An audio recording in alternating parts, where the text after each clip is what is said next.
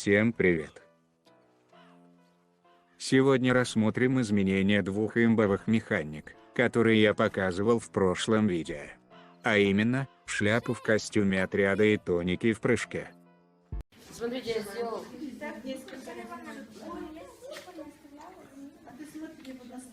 Ну и нахуй я это делал? Начнем со шляпы. Как вы уже заметили, теперь в костюме отряда ее нельзя повторно надеть через селектор предметов, если вы играете за мужского персонажа.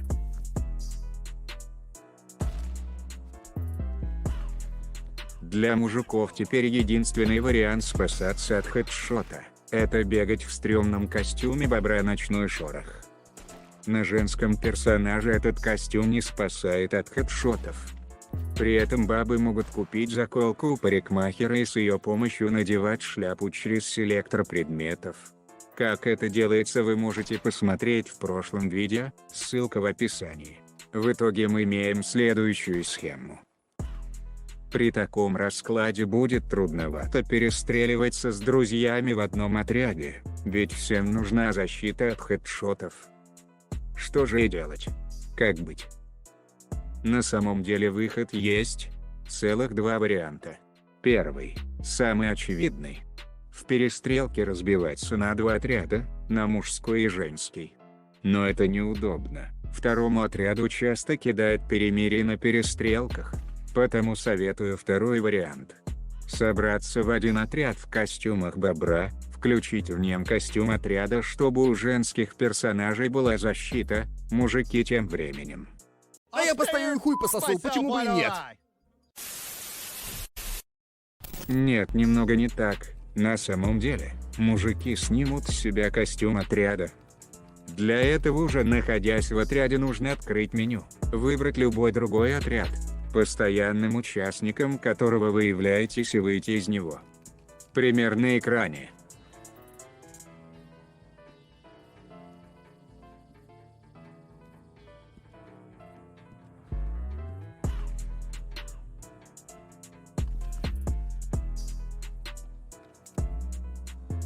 Пользуйтесь, а мы идем дальше. Теперь то, что вы так любите, тоники в прыжке. Эта механика немного изменилась, стала сложнее, тайминг стал более жестким, но тем не менее способ рабочий. Видеоряд, который вы сейчас видите, я заснял через 15 минут тренировок, так что все реально. Из плюсов могу выделить то, что, во-первых, теперь вы можете выпить или съесть в прыжке абсолютно любой предмет из селектора.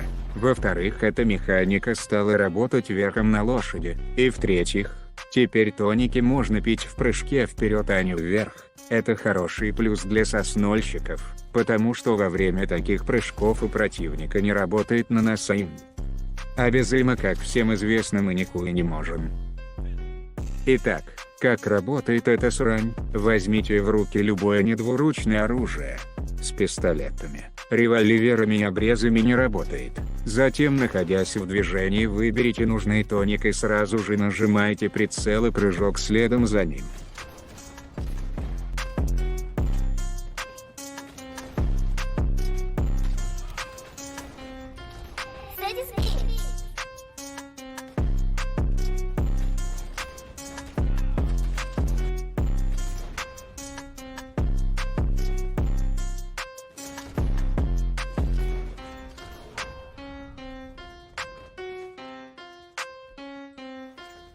Думаю, с тониками все ясно. Переходим к тому, как вырваться из казни, которую я показывал в одном из старых видео, ссылка в описании.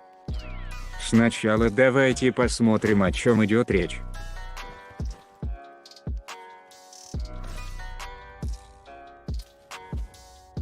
Как видите, на первый взгляд шансов выжить практически нет.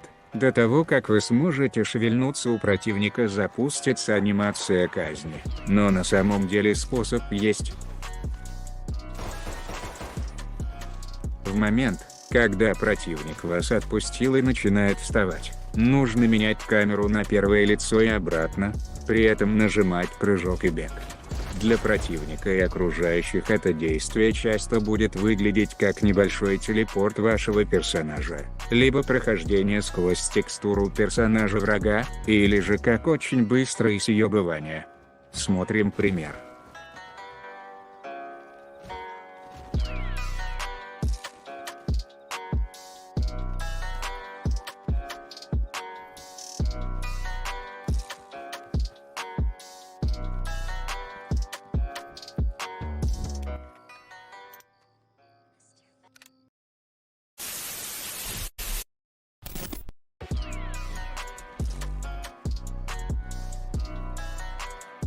Это была вся порция лайфхаков на сегодня. Закругляемся. Увидимся когда-нибудь, когда мне не будет лень. Адьос. Option, so I be cautious. I hope that you're watching. Don't try to stop this. Want it till I'm nauseous. Cause I will not quit. Not because I want this. Don't try to stop me.